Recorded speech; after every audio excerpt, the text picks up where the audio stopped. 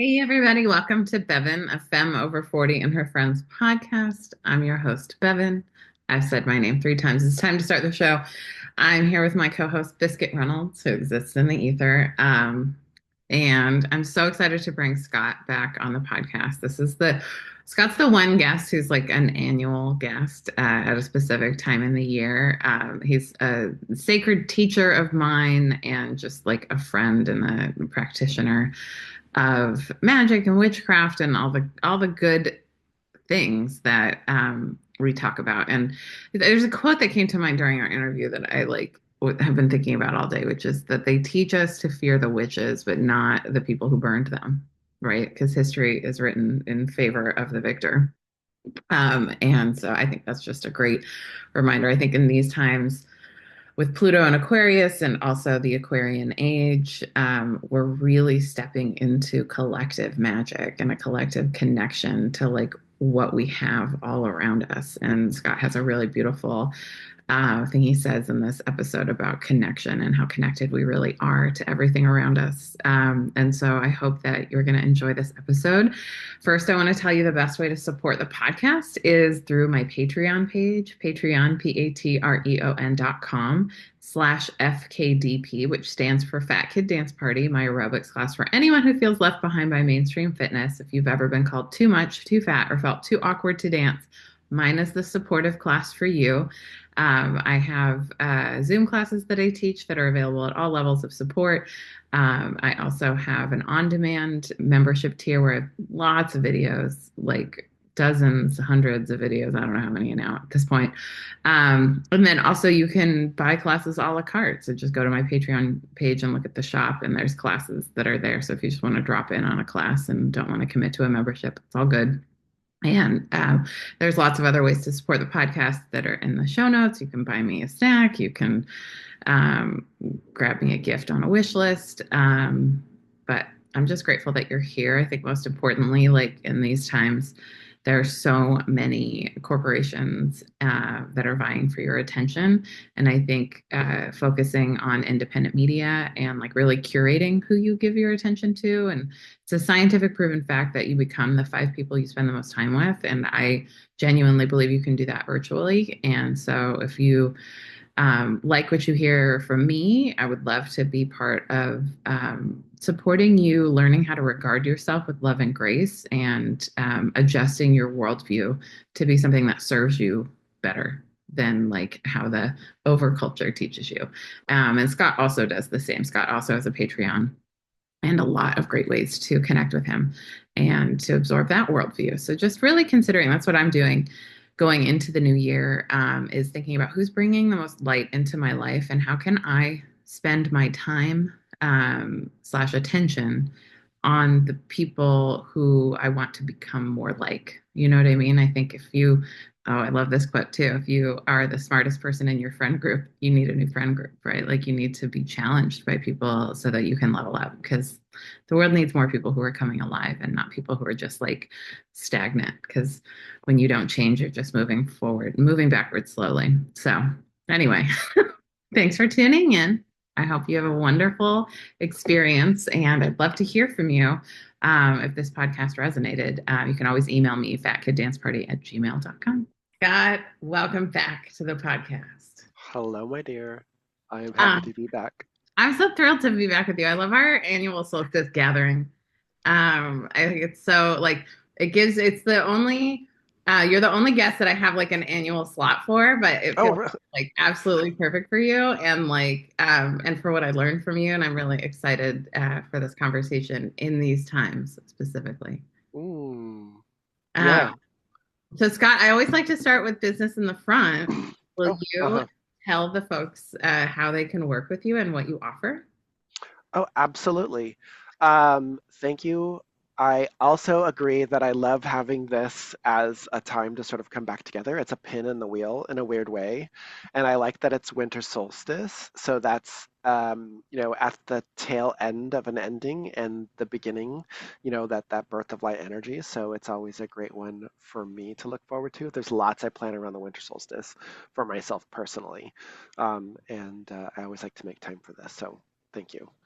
Um, I'm currently mobile, so I'm moving around. I've had some big life changes. You can find most of what I do at starandstone.llc.com. I have preloaded everything there, including links to such to all my services under the services tab. And then I'm still on Patreon, so patreon.com/Scott K. Smith. And we're doing a variety of new classes and things there um, in anticipation for the coming year. Starting with anchoring and grounding for the winter solstice, and then I have protection and shielding in January. I have cleansing and clearing in February, and then glamours, what are they and how to bust them in March. Oh, I'm gonna go to that class. That yeah, Yeah. absolutely. Yeah, and they're all a la carte. Like you can take them if you want, and if you don't want to, they're loaded into the praxis level. So if you're subscribed during that month, you'll get a link for it.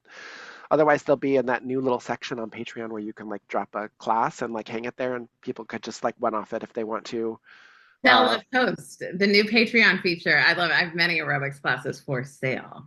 Yeah, yeah, for sale, just in that little area. It's not to ramble, but I do. Yeah. The Rambling Rose. I like that. I like that. Um, that's in a place where I call home because a lot of these sites like Udemy or these other learning sites take such a huge portion away from the teachers on there that you struggle between how do I make this affordable and friendly to people and also, you know, keeps my vital energy flowing and doing these things that I love to do that I'm called to do. So yeah. Okay, and also a hack for anyone who is subscribed to a Patreon and or just wants to buy stuff a la carte on Patreon, don't buy through the Apple app. Go to your No, web don't. browser and buy through the web browser because I set a price, like my aerobics classes are $10 a la carte, but if you go through the Apple app, it's $14.50. And you know where that 450 goes? Apple. So don't pay Apple anything. Just go to the web browser and buy your stuff. Yeah, yeah, Yeah. yeah. So most of my other work there, I really appreciate that. Honestly, like, and I got several reminders for that, and I don't think I had any subscribers. There's about 30 on there, but I don't have any subscribers who used Apple. But like just as a reminder, yeah, they're gouging us. So yeah, be careful. Yeah. Um, my work continues though. I do want to just throw that little ad bit on there, is that I'm doing free readings regularly. I would say sort of readings, mindfulness moments with cards, called Saturday Services on YouTube, and you get the expanded version on Patreon if you subscribe. But there is a free version on YouTube, and then I do readings and healings and consulting, and I do that all through the Star and Stone. And I do those pretty much on Zoom or telephone and or travel. Worldwide. Yeah. I love it. Um, so Scott, we talked about the intention for this winter solstice gathering, Uh-huh. to be how we can bring our light, like, how the inside is projected outside. I don't know how, this is not the most articulate I've ever been of how to describe this, but basically like all the work you do inside is what comes outside. So in these times where we might want to, dismantle systems or, rage against the machine, the most fruitful work we can do is the inside work because that helps actually dismantle the machine, right? hmm hmm I just want to say that we said this before we started recording, Mhm. that this is a conversation, right? So we don't have to be completely articulate, and I love that. I like that. I like that freedom to sandbox and explore when we're together, Yes. right? So I feel like one of the best versions that I find for myself for spirituality, and this came from Krista Tippett on the On Being Network, and she'd said in an interview that spirituality is the contents of our inner world, Mm. right? And I really like that. That was a nugget. That was a light that went straight into my heart, and I was like, ooh, illuminated. Right? That's just such a clear way to define something as a start place, Mhm. right? is a start place. So what is my spirituality? What is my light, right? Because when I'm talking about light, I feel when we're talking right now specifically, I'm talking about the parts that are illuminated within myself that I might gravitate towards that give me a sense of connection, of groundedness, and maybe even purpose. Not everyone has to have a purpose, right? Like, sometimes your purpose is just life, right? Like you're here, right? That's what it is. It's not about having some kind of grand calling. Life is a grand calling, right? So connecting to that spirituality is connecting to that light within, that illumination within. And I think the other part, which I sort of draw from the Temple of Witchcraft and the magical sort of tradition of things, which is, um, for anyone listening, you may resonate with this, that the world is alive and full of light and wisdom and beingness and the multiplicity of beingness of everything. And so our opportunity is finding the practices that connect to that outer light, that world around us, to the energy around us, so that our inner light is connected to the world around us and that we have some kind of synergy or sense of belonging in those spaces. So yes, very much connecting to my inner light, and also through that finding the means, practice, path, words, moment, over a cup of coffee, whatever it is, the conversation to connect to that in you or whoever I'm with or in the world around me, even if it's who is a rock or a tree or a flower or a skunk, like, safely from a distance, right? Yeah. Safely from a distance. Well, yeah, they're little stinkers, so. Yeah, I'm not trying to get close to a skunk for sure. I I think that's so, yeah, like showing up as your best self, um, in that moment, in that day, right? Like I don't think our best is the same day to day. Right? Because I mean, we're massively affected by the moon just in and of itself, like celestial objects, but then also, life, etc. But I find that like self-care is one of the greatest gifts I give to everyone else because when I'm, not filling up my cup and I'm trying to serve from like an empty vessel, that is not the light in me. That's like, the dregs of something. And Mhm. so, like, really remembering that, like, when I just slow down and figure out what do I need, and like, like even declining invitations, like, because no is a complete sentence, right? And I think a big lesson I've been learning this year is like it's another round of boundaries and another round of like how to say no to things without people pleasing the no. You know what I mean? Like over choreographing how you say no instead of just saying no, I can't. Like recognize, like I've said I can't come tonight because I just don't feel good. And like not feeling good doesn't have to mean you're sick. It could also mean like I think I'm going to be a bitch if I show up. And so I don't want to be that version of myself, right? Mhm. And I think there's like a push and pull here cuz like there's been times where I've been really down and I showed up to a gathering and it actually lit me up and like that energy really helped. So like I think there's, always just being in the moment of connection with your intuition about things, but like recognizing like there's a pace of life that we've been indoctrinated into that I don't think is actually sustainable for most of us, especially those of us who are very sensitive. Yeah, I hear what you're saying is that there is a connection and conversation to have with yourself, right? Like, and I'm invested in that. My therapist is invested in me and being invested in that. My journal is, like the repository of some of those connections. But I really think that that's really what it is having that conversation. We're very much, I was putting this on. Um, I put this on the last Saturday service, but like when given the opportunity of looking through glass, do we look through this or do we look out the window through that? You know what I mean? And it's like, what are we connecting to? Are we placing something in between that connection? Am I placing this in between the connection? Am Scott's I at holding a concert? for anyone I'm in. listening. Scott is holding the phone. Oh, I'm holding a phone. Yes, I'm sorry. I'm because we're on video. I'm holding a We're phone with a doing control. both. We're doing both video and audio, but I just want to make sure the podcast babes understand. Are we Yes, looking sorry. through the phone? Are we looking through glass? Are Yeah. we looking through glass? Yes, thank you so much for that reminder. I forgot that part. But that, am I placing something between myself and the world? You know, Mhm. you go to, is that preventing me from having a conversation? Arguably, some of us need devices in order to navigate the world for very valid reasons. So I'm not speaking to that. If that's who you are, like this allows you to function in the world, then, please, use the device that you have in your hand to do that. It doesn't exclude you from connection. It's actually including you in connection, right?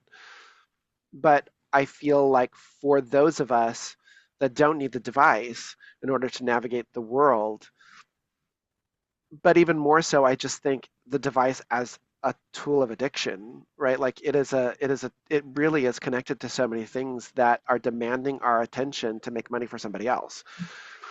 And and and I'm not saying that there's so many benefits to social media and to all of these things that I personally reap, but I'm mindful of the fact that there is a world that exists. I can enjoy a concert without a phone running 24/7 to stream the whole thing because there are literally 4,000 people around me doing the same thing, and I can easily just grab one of those later.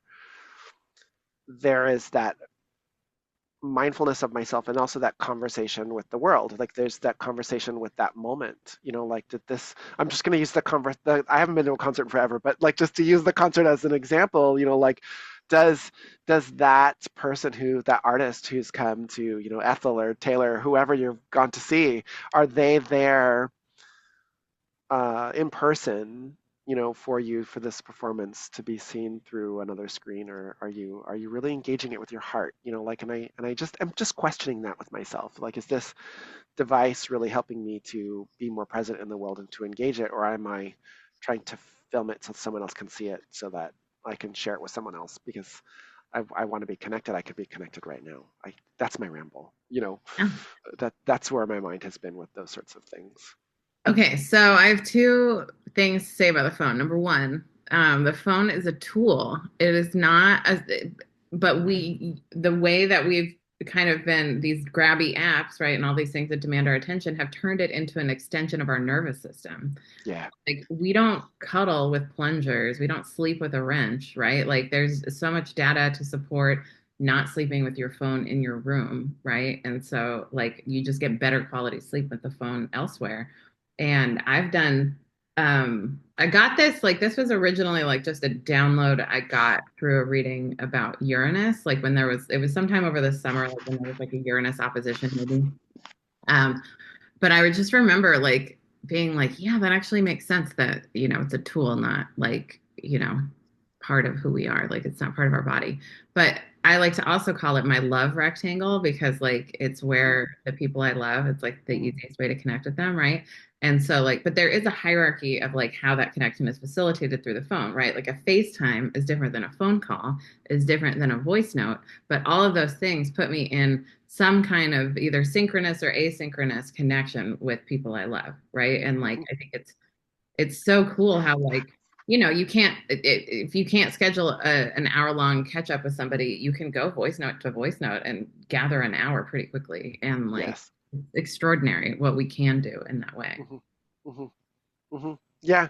I like the part about the nervous system. I would only add an and Yeah. to what you just said, which is I agree with that. And I think don't forget that, which I love about a lot of some of your videos and social media too, is your connection to the body, right? Mhm. And the spirit that brings by that connection to the body and connection to nature.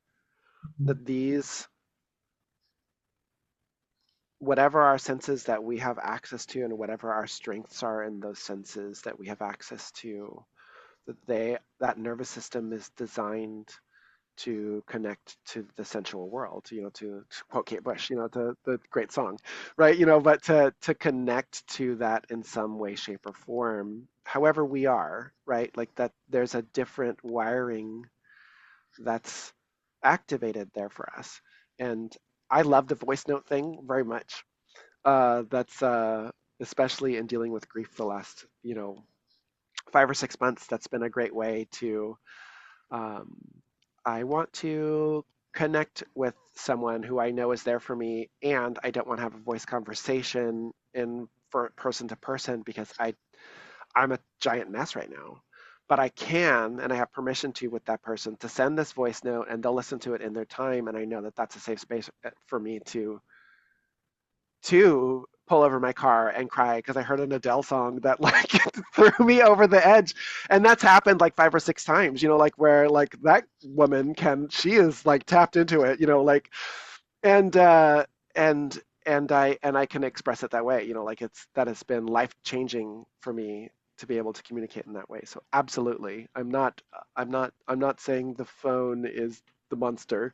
Yeah, it is definitely the tool, but just I'm being mindful, I'm being aware of how much I use it and what that really means for me and how to return to connection, an embodied connection, what ways to do that.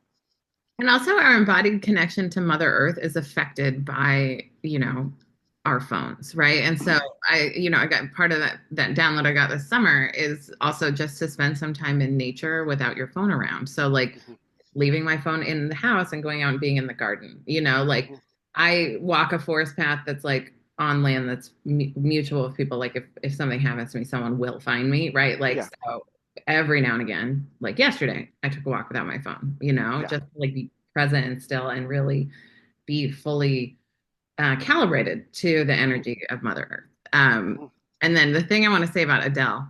So I watched an interview with her where she talks about when she records a song, like she's like in the feeling of the song. So she's not just like singing a song; she is like conjuring a feeling. And so I mhm. love that she it's just like she's this like feeling conjurer for you, like with her songs. And you want to tell us any of the songs that catch you, or you just want us to use our imagination? Um, I, I, I'm not like the aficionado of Adele. Like I don't know all of her music or whatever. I would have to look it up, but it was from her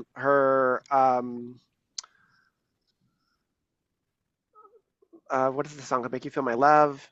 Oh yeah, Um, which and is a then the, Bob Dylan song that she covered. Yeah, yeah, that she covered. I think several people have covered that song too, Several because when it people, first came yeah. out, yeah, Shout out to Hope Floats, a great movie from the '90s that used to make me. yeah, yeah, yeah. Mhm. And there was I just can't think of it right now. I might be.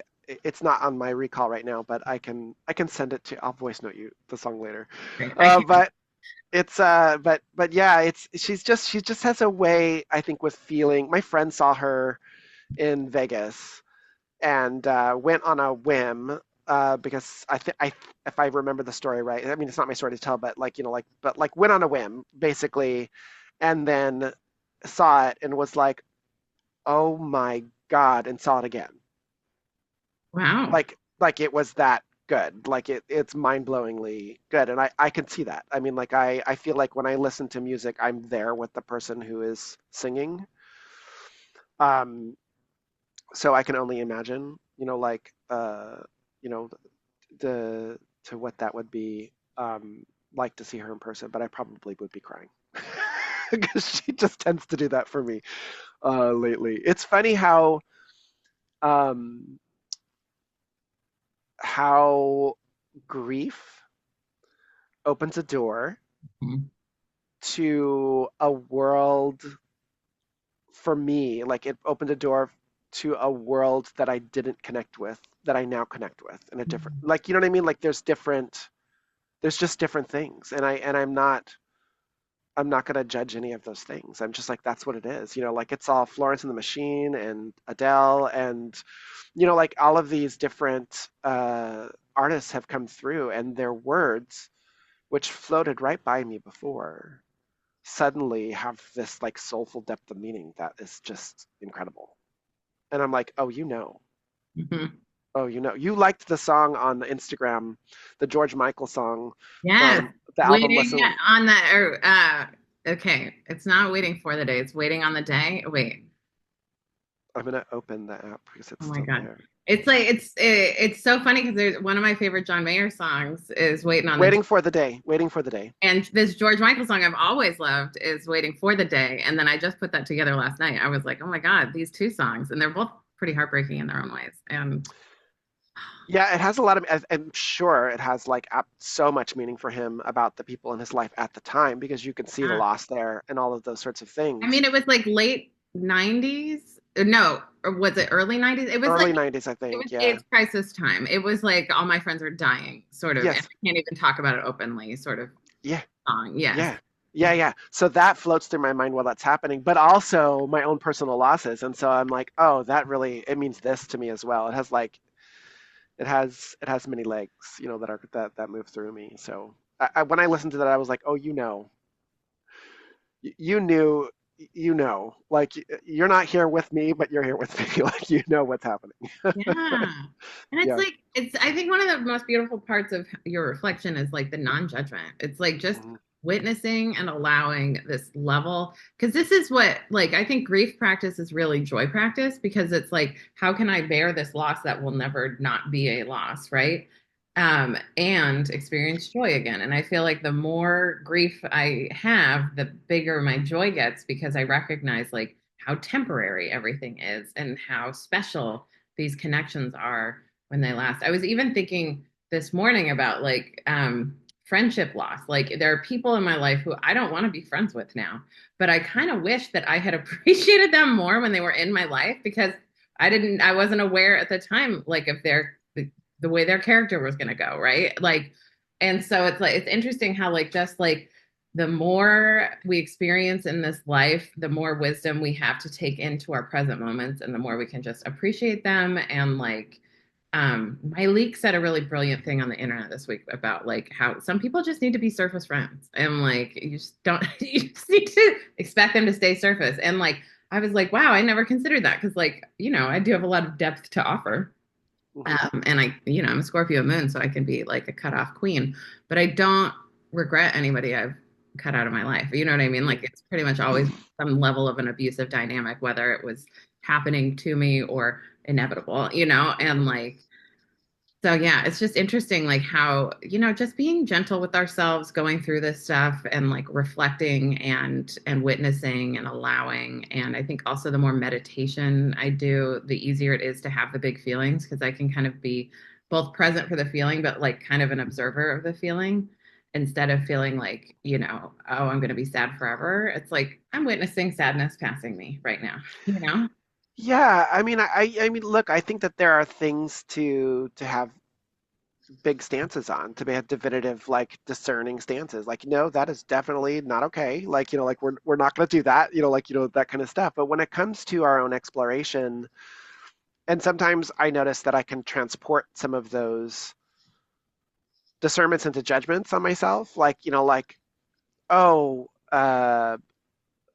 like one of the things that always like, where do I go with this? Ultimately, what I think is that what I feel really is that when we're in a new phase, our best friend is playfulness, is being able to just really be open to really touch the child within us and say, it's okay. What's this next thing? Is that what you like? Okay, this doesn't mean it's forever. We just follow this, right? But if you're finding yourself in the place where you're like, oh well, I don't like her because and this and like and but this is really where your heart is landing. You know what I mean? Like that's a place where I go, whoa, like let's stop and look at this. And that translates. I mean, I just had a really great session, and in the last couple of months, in discussing newness, and my best advice was, like I would worry less, like the say for example, you're like, I'm going to make a big change in my life, right? Like I'm going to make this big change, but it's contrary to the way that I have appeared to everybody else for the last 10 years. Like Mm. they saw me as so and so, and now I'm doing this thing, and so therefore it means all of these things. Like you do this equation in your head about how it's going to make you look, right? And then therefore, you're filling in blanks that you're going to be judged in this sort of way and you're going to lose these things. I mean, it is a baloney party. Like, it is so crazy what we can do in our heads. Like, I know I do it. And what I know from my practice is that that doesn't really matter, right? What matters is recognizing that this is your life.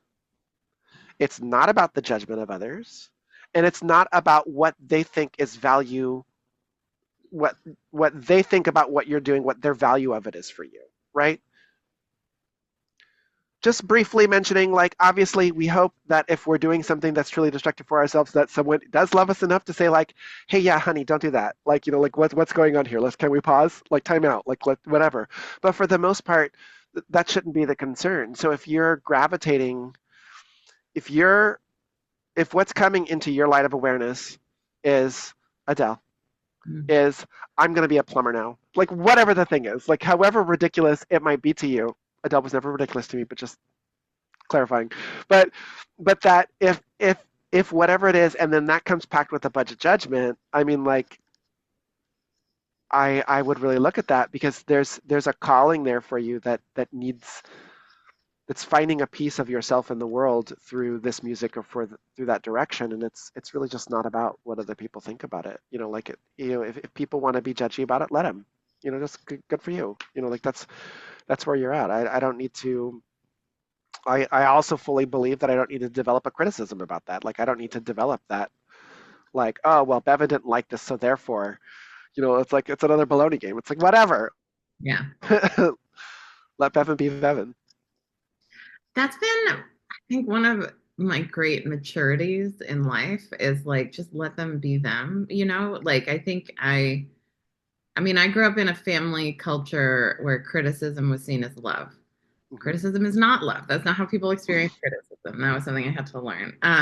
And also we're trained, not taught, to see ourselves the way our family sees us, and our Hmm. family is going to see us in a way that like makes it safe for them. And hopefully, like, and even if they want to make us like safe in the world, they're then going to like channel all the world's criticism at us, right? Like, like my mom was very afraid of me being fat because she thought it was going to make my life harder. And so it like made it worse for me.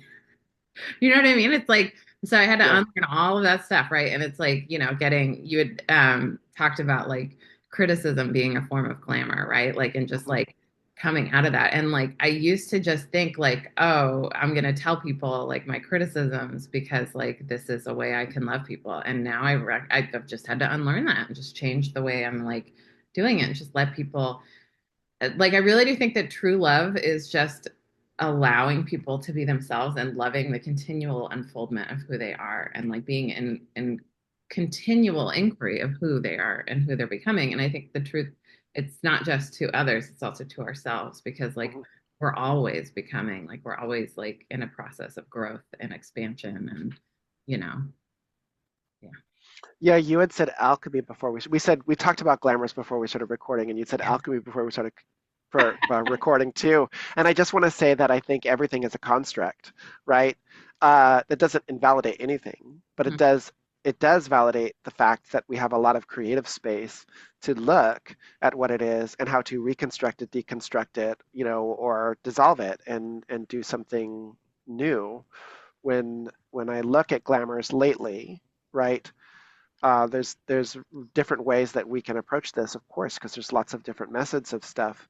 But I like to think of the fact that everything is a construct, everything is a thought form, right? And glamours are, like I was talking about earlier, like, is our phone between us and the world. Glamours are those things that are between us and everything else. They are the things that we have been convinced is more real than real, right? And I will say that there are techniques of creating glamours for certain things, and I think that those are effective and those are beautiful things to do when used in what I would consider for myself a proper way, like, not overtly manipulative of other people, like, just not my that's not my game. But you know, um, but that these exist, and so, but when we look at them in context of things of constructs or thought forms that exist between us, we're operating a system that we came into, Mm. which could be a construct about a glamour about beauty, a glamour about uh, how that makes us feel valued in the world or don't, or what we have to do to be valued by meeting this idea, this thought form about it. And um, when we see it not as a reality, but as a construct within a construct, these are all things that we've created, right? And we can treasure them and build them up, or we can break them down and make them into something else. I think it's a very alchemical approach. It's the alchemist approach. Is how do we take this very heavy idea that doesn't work for us, and not heavy as like lead, as was what I mean to say is in the nature of Western alchemy. But and how do we make it light? How do we bring it up to a level which functions for us as a soul in the world, aspiring for growth, beauty, love, whatever it is that we're reaching towards, um, when we see it as a creative process, with the potential not as a reality, but as a constructed reality, then we have the opportunity to create new things, and that playfulness can come forward. How would you define glamour for people who don't understand glamour in kind of the witchy sense?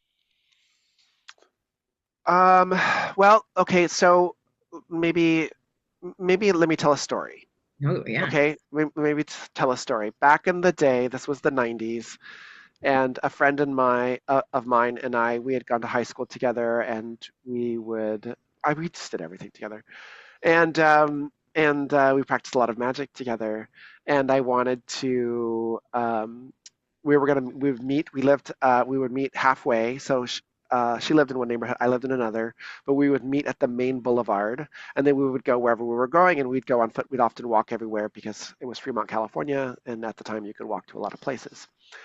And so we meet at this corner, and it was night, and I got there in advance.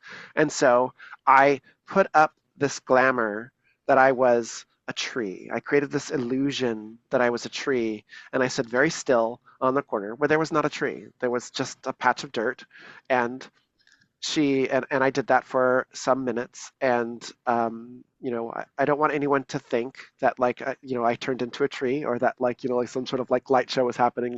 Physically, someone saw a tree there, but the reality that my friend encountered was that I wasn't there, and she was standing next to the tree. And then I said, "Boo!" And she jumped, and she said, "Oh, I thought I was a tree." And I said, "Oh yeah, that's the way that sort of worked for me." I would put that in the category of a glamour. Although some people would categorize glamour as this kind of glamour, this thing that we sort of put on, this overlay that allows people to see us in a way that we would like for them to perceive us. And they feed into that glamour. And this, there's positives and negatives to this. If you think about a character in acting, if you think about, these are all kind of glamours. These are things that we take on to affect this sort of thing. It's often described as having a negative effect. This is something, like it's a glamour. Like my claws are going to get you with this glamour. Beneath it is a spider in wait. I hope so. But like it's I like the little dark there, but like it's but it's this idea. It's being convinced of one idea versus the reality. Like oftentimes it's like it's portrayed as a less than desirable person underneath it who has glamored you into believing this other reality. Um, I really love like the work that I've done with glamour is kind of in more of the lay definition of Hmm. glamour, you know what I mean? Like aesthetic and like in many ways I use it to facilitate connection with people. Hmm. It's funny because like as the magical like I experience time in this wild way where it's like I feel like I'm in like overlapping circles where I'm like experiencing my past again as I get more information. Hmm. And so like I had a message come through this summer from a guide of mine that I've been working with for consciously for like a couple years, right? And she told me, I help you get dressed. I help you Hmm. understand like, what to wear. And this is something I've been doing consciously, like intuitively dressing, like knowing I might think of like, oh, I'm going to see Scott for a podcast today. And I knew like days ago that this is what I was going to be wearing. It's Mm-hmm. like it just clicked. Like this is what we're going to wear for this. Hmm. And like in this context, I'm probably dressing not just for you, Scott, but also for whoever's going to watch the podcast, right? Yes. And but then also like to facilitate conversation and like what crystals want to come along and all of that like affects your experience, right?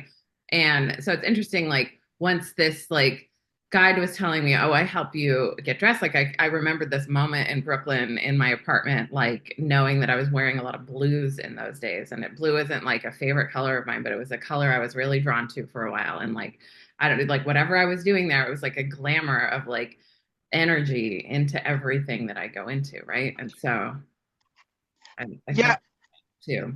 I really like that you said that because I don't think I was very clear on that too. I mean, I would say that, you know, it is a spell. It is an enchantment. It is a magic. It is a construct. You know what I mean? Because everything is a construct. You know what I mean? But it can be the very fun, beautifying, connecting, drawing in sort of thing to it, not just like the deception or the bamboozlement. You know what I mean? It's like it's not just like, it's that's it's just it's a word that means this effect, and like it does have like older roots to it or whatever, but Glamour,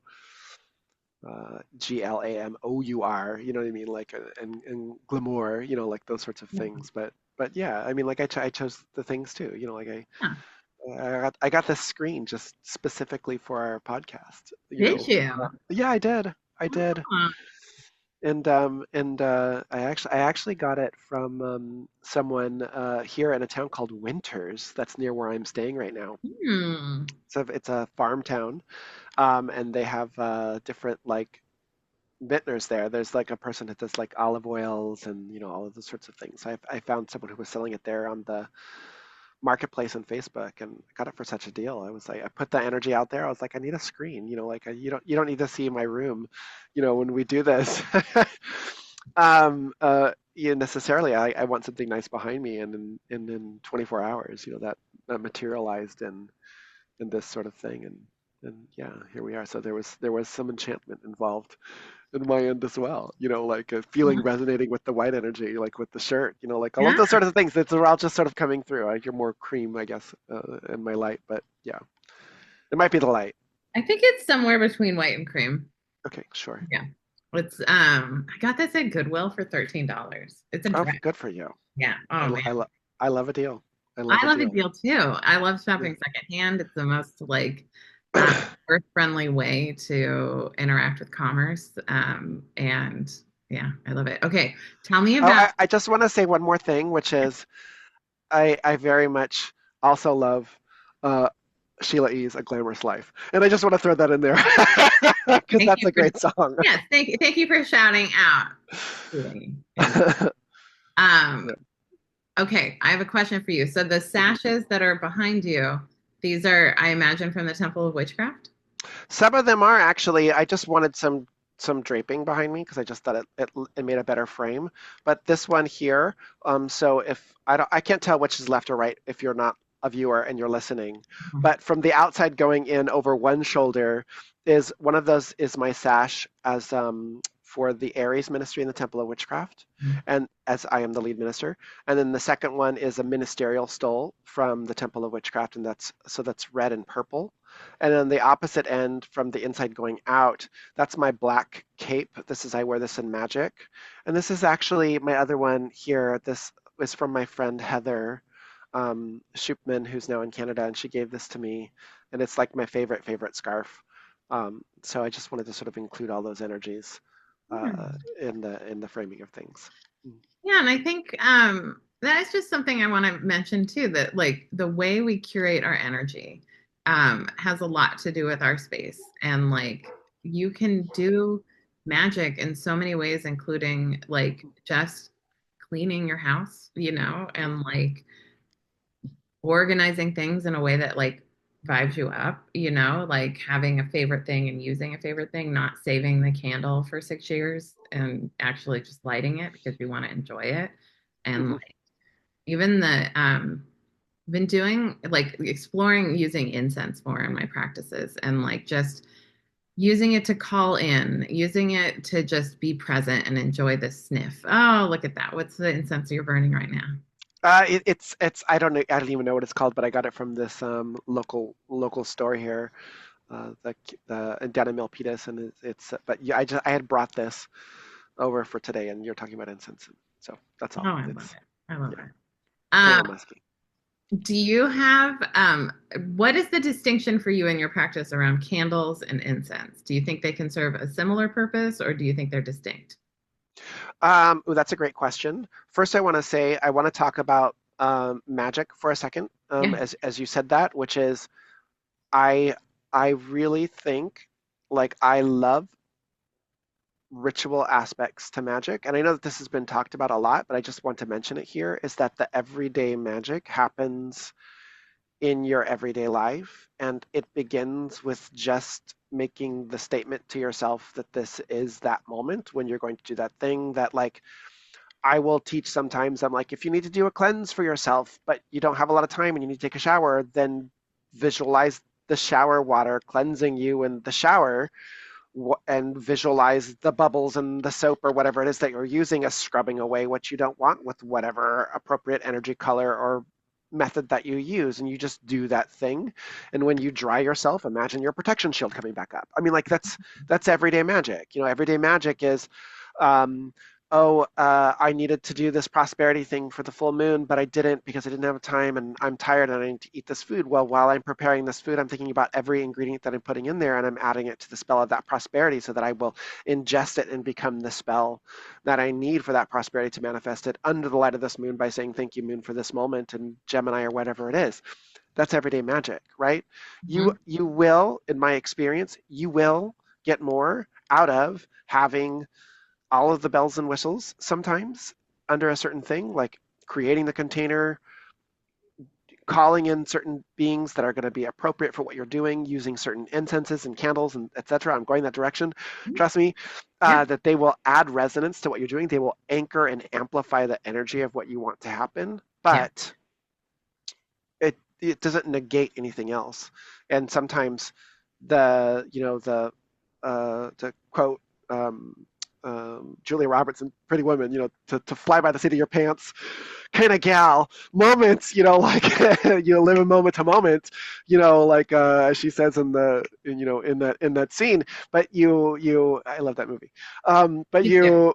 you can take that moment to be conscious and just express your light in those ways with what you're doing, because and I just wrote this on social media somewhere, but a little bit of my own spell through social media is that if you're excluding the magic from your life because it has to be under some special auspices and you have to be like hyperventilating and doing all these crazy things and it's either that or no magic, then I mean I would really look at that, because those are great things and you can reach states of consciousness that you can't in the everyday magic by doing those rituals, that hyper magic.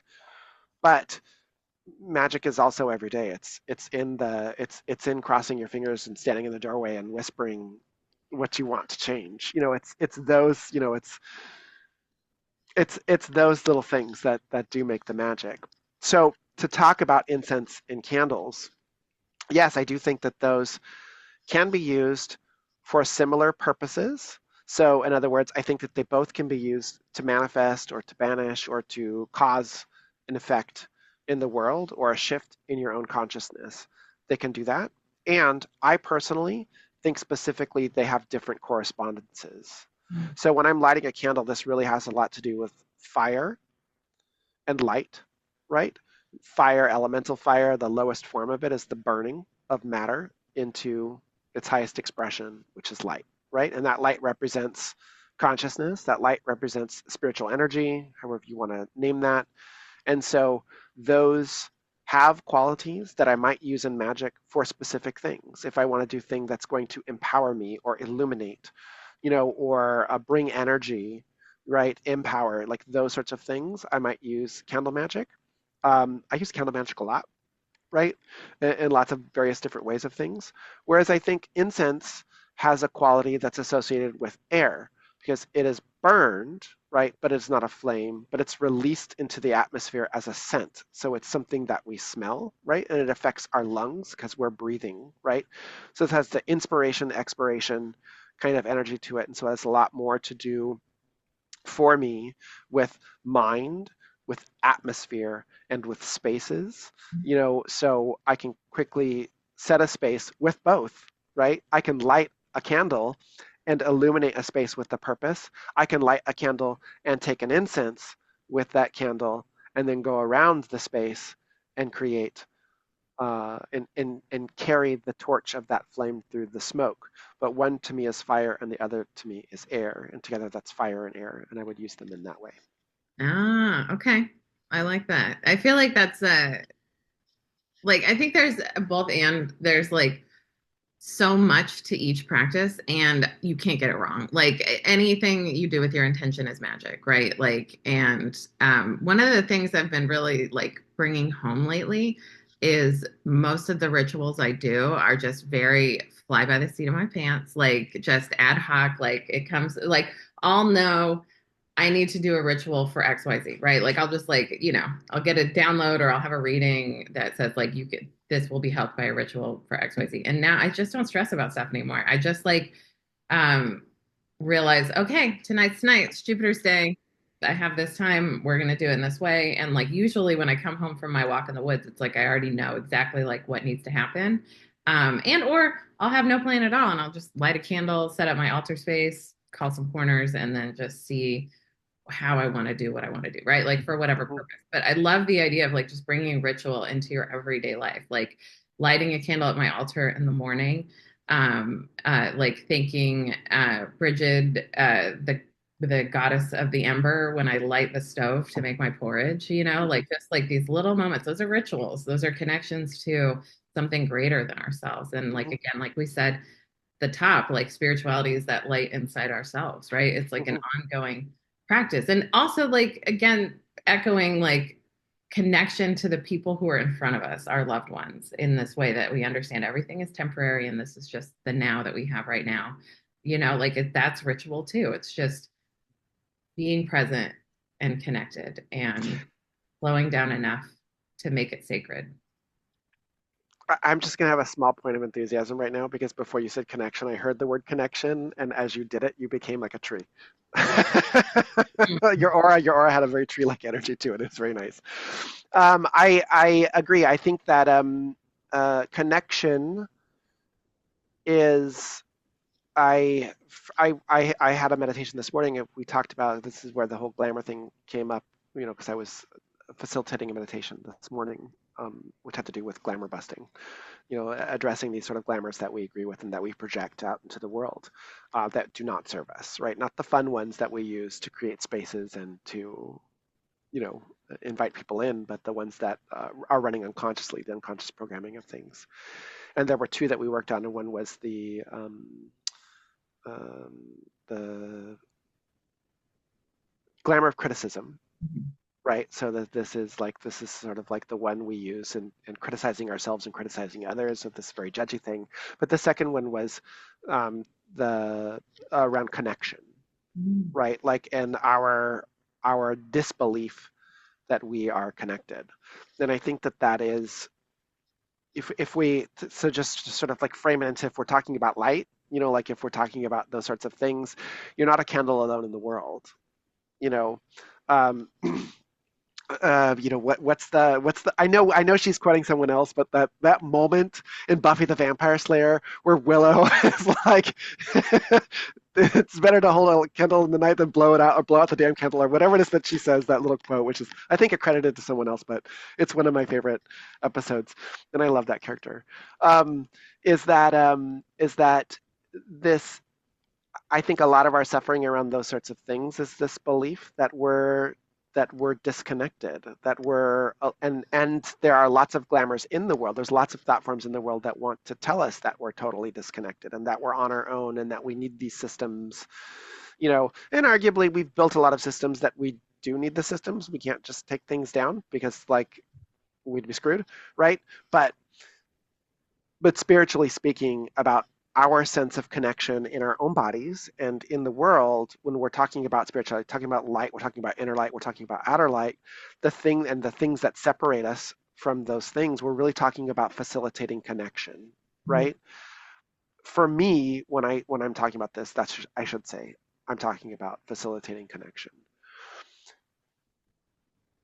I encounter this more often than not as like a base for a lot of beliefs that people have, like when I'm doing readings or when I'm doing healings, sometimes even in classes, is that I'm doing this wrong because, and so therefore it mean this thing, right? And not everything is a psychological moment of like, let's dive deep into this, but like I make mental notes, like, and when the opportunity is there and someone's open to hearing it, like we'll look at it and we'll consider it in this framework. That these ideas is that if this means this thing, beneath that is this understanding, or I should say, this belief, this fear that we're not connected, and so therefore this false, we must fulfill this program in order to look connected, so no one will see that we're not, right? And the reality is, you just are automatically connected, right? And connected to what it's up to you to define what that divine connection is for yourself. If that's just like very humanistic, atheistic sort of thing for yourself, or that's a very specific deity, or that's nature, or whatever that is for you, it's there. You're part of a true system, which is the earth, right? You're connected. You're connected through the wind, you're connected through the changing of the seasons, through the beating of your heart and the pulse of nature and the sap in the trees and all of it, even if it's obscured by the city. And and there's this idea, I think, that I'm exploring now on how perniciously it's in there in culture, that underneath it all is this reinforcement that you're disconnected and you need these other things to be connected, when really you're already connected and you're just taught that you're not. Like that you need to go to a box and sit and listen to someone talk about it, or you need to go and like, and I'm not saying that you can't find it there, right? Like, but that automatically you have to go there to get it versus turning within yourself or turning to the world around you and just connecting to through your senses, through your strongest capacities to feel connected to the world around you and to yourself. But that's really there, that you are connected, right? That's you are light in the world and you are connected. Yeah. I, did that make sense? Yes. Okay, good. I feel like I rambled a little bit. I mean, it totally makes sense. And I think it's just a good reminder to just give ourselves a break, because a lot of times when we get in our head about things and feeling disconnected, we're just telling ourselves a story. And this is what you just offered is a whole different story to tell ourselves, right? Like, you know, the one practice that I love is I live in the Pacific Northwest where frequently we have clouds, and so you can't see the sky. But when I can see the sky, I've never seen stars so bright, planets so bright. I just feel so blessed to be uh, Yes. living like this now. And a practice I have is before I go to bed, I go peek outside because, like, sometimes the clouds go fast. Like, if you don't like the weather here, wait 10 minutes, it might change. So, like, I'll go outside and sometimes I'm totally shocked that it's a clear again, and I just thought, oh, it'll be cloudy. But, like, I just do it because I like to look at the stars and, spend like 1 to 5 minutes just looking. Sometimes I see shooting stars. Sometimes like I have a thought and there's a shooting star, and that to me like gives me a little like ping on that thought, like and then I just like to thank them for existing, because it's like throughout all lifetimes, throughout all like incarnations, like I've had the moon and the stars and the celestial Hmm. objects to Hmm. connect to. And like that to me feels so, it's like it's space, but it feels very grounding to me because it like feels like it brings me back to a connection to something that's so much bigger than like the human things I'm going through right now. And I think that's part of, I mean, people profit off your self-loathing, they profit off your disconnection. Um, Yes. yeah, right. Like connection is an antidepressant. Connection is therapeutic, and it's necessary. Like humans are wired for belonging, and like we we I think I talked about this with Jess Baker in my podcast with them a couple years ago, but like basically um she taught me that we moved from being quadruped mammals to biped mammals because we were able to gestate and give birth in tribal communities where the mother's needs were cared for by the village, right? So Mhm. that fourth trimester could be external, so we could start walking on two legs. Like that was all part of our evolution was to need each other. So like Mhm. you're not a burden. You are literally just wired for connection in a society and systems that profit off of your disconnection. Like Yes. right? Like people can't afford to live by themselves anymore because the cost of living just keeps skyrocketing.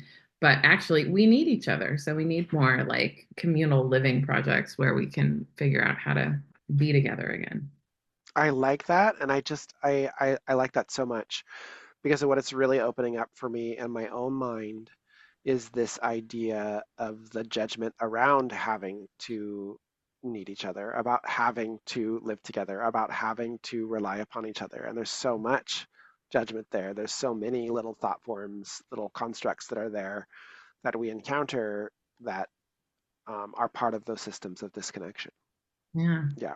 Yeah. Scott, do you have any last bits of wisdom that want to come through you in our time? I just want to share just a little practice with you. Please. So as we've been going, I've been burning my solstice candle.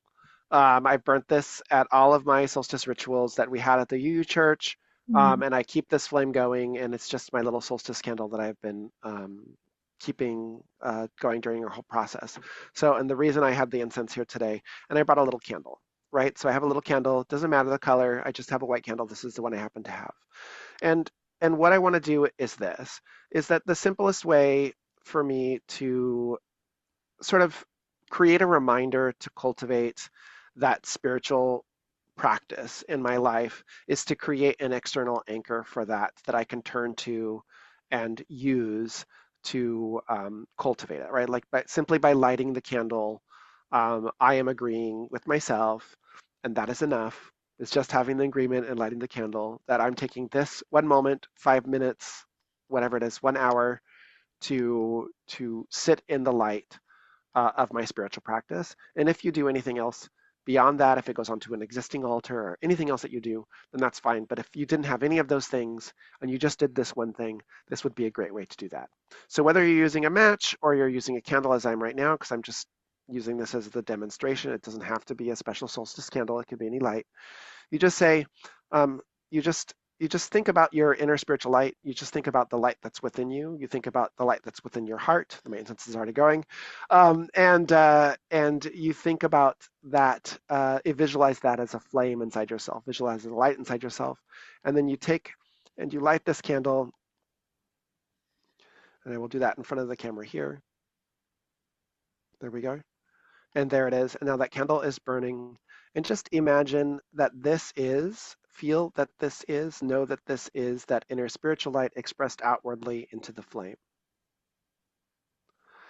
And just spend a few moments until that clicks for you. And even if it doesn't click, then pretend it clicks for you, or just say that it's clicked, even though I don't feel it, it's clicked, right? Like this is that thing, right?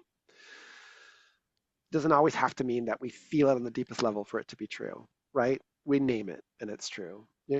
I'm a witch. That's what we do. We name things and we say it's going to be this way and then we make it happen, right? Like there's that. And so this becomes like a small thing that we can start having this little flame, adding it to our altar or our space.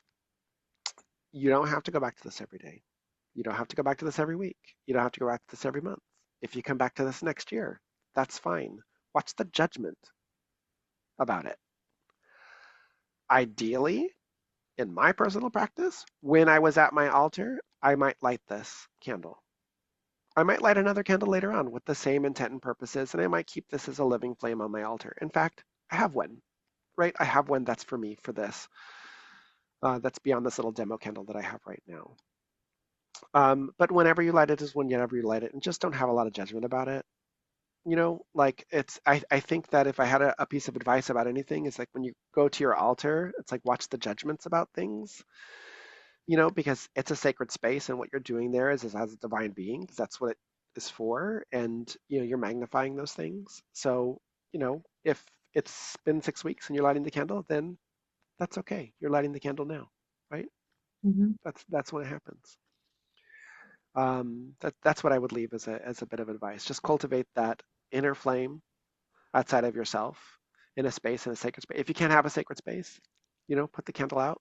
I snuffed it with my fingers. Put the candle out, tuck it away in a drawer, and when you have the time and space for it, then take it out. That's enough. It's all enough. It's all enough. Um, Something that reminded me of is just I have a new rule for myself around my intuition is I believe it. I like it's so simple, but like I've spent so much of my life like kind of gaslighting myself around my intuition. That can't be true. Like blah blah blah, right? Like, but that's bringing judgment into the equation. Hmm. But I have the wisdom of hindsight. That's one of the benefits of having a few solar returns under my belt. Like, Hmm. is like I have enough data to say my intuition has been correct 100% of the time, and there's not a lot in life that's 100%, you know? So Hmm. like, Hmm. even if like I don't know, the timing is always like correct, but like time is also made up and malleable. So, Hmm. but like certainly my intuition has been correct, and so I just believe it, you know, and I don't spend the time second guessing because it's Hmm. again a waste of the story I could be telling myself, Hmm. and just and it's funny because like through the magic of these Zoom cameras, that flame looked very rounded. Like it looked Hmm. like a little round bubble on top and not like the little like, Yeah. Yeah, that just was funny. I thought that was cute. Yeah. It made it look like animation almost. Yeah, for some reason through the whole process of this too, like I'm really seeing into like there's all kinds of things happening around in your aura, and I'm not that much of an aura gazer, but like I keep on seeing images flash through you. Like it's a Zoom thing that's happening, I think. No, tell me, what are you saying? You saw me as a tree. Anything else? No, I saw a tree. I saw some sort of big fuzzy animal, like a bear or a large, like a large mammal of some sort, talking there. And I've seen several people, which I assume are probably guides, sort of popping in and out because it's usually around the shoulders and the crown. That's all sort of been coming through in the whole process. But one of the easiest ways to see those things is to have a darkened background, right? Like and be illuminated in the front. And the way your camera is set up, I think, is affecting that. Is a great way to aura gaze. And so it's sort of doing that. No. It's passively opening up my psychic sense, and I keep on going like, oh, there's that, oh, there's that, yeah. Uh-huh. Oh. So Well, it's see, we're always connected. We also have our permanent plus one is what I've yeah, started calling my like spirit team. It's like yeah, never really alone. yeah, yeah, There's a whole party like hanging out, yeah, helping me yeah, happen. So, yeah. Scott, That thank you is for true. your time and your talent and Well, thank just you for having me. yeah, and just being my friend and Yeah, like a steady light in these times yeah, because like in hard times like the way I maintain my hope is I just look to the right and to the left and I see the people in my life and the work that they're doing and that brings me a lot of solace to know well you know I see things happening in my friends' lives and so I'm glad you're one. yeah. I don't know who exactly the originator of this quote is, although I often attribute it to Pamela Eakins because it's in her book, The Tarot of the Spirit, which is fear is faith misplaced. And it is having faith in something that it's in the horror of things. And we don't know what the future holds. Like we have indicators, but there's nothing that we know until it happens. And we can always be prepared, but it is what we're believing in that matters about tomorrow, because that is really the point of awareness and cultivation that I think might help us all to sort of look at as what is the narrative we have about tomorrow, about next year, about January, about whatever it is, and to sort of address that with our own light, to sort of look at that and say, am I telling a really horrible story? Do I have evidence? Like, do I have material evidence for that story? Like, is this just words, right? Is this just hot energy? And am I helping to inflate that hot energy about tomorrow by believing it? And what could I be putting my energy towards instead? Well, the first one could be the belief in my connection and cultivating a little light for myself and recognizing the light in other people and connecting to the world around me versus that narrative and then ask what's that narrative that I have for tomorrow or in this group or in this space and just start to work your way out from there. But fear is faith misplaced. Yeah. Mm, brilliant. Mm. Oh, Okay. thank you, Scott. You're welcome. I keep on dropping it. I'm like, oh, wait, one more thing. Oh, sorry. The best part of a long form podcast. Yeah, We can yeah. soft Yeah. close. Okay. Thank you, my dear.